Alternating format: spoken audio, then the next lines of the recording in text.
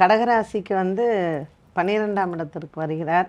ஒரு 2 மாத காலம் அவங்க ஜென்மத்தில் இருப்பார், இந்த ஐப்பசி கார்த்திகை மாதத்தில்.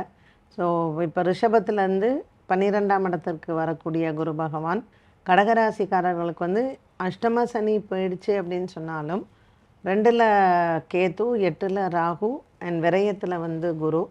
எந்த ஒரு விஷயத்துலேயுமே கவனமாக இருக்க வேண்டிய ஒரு காலகட்டம்.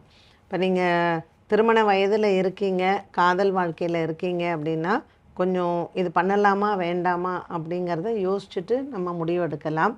அண்ட் பருவ வயதில் இருக்கிறவங்க தெரியாத முகங்களோட நட்புகள், இந்த இன்ஸ்டாகிராமில் ஃப்ரெண்ட் பண்ணேன், நான் ஃபேஸ்புக்கில் நான் ஃப்ரெண்ட் ஆனேன்.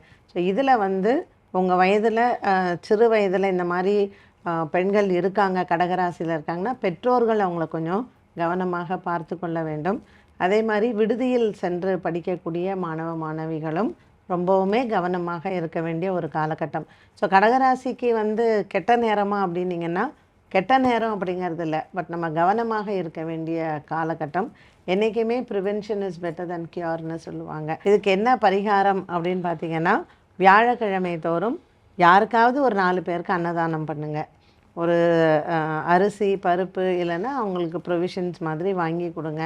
எவ்ரி வீக் என்னால் பண்ண முடியலன்னா மந்த்லி ஒன்ஸ் பண்ணுவோம்.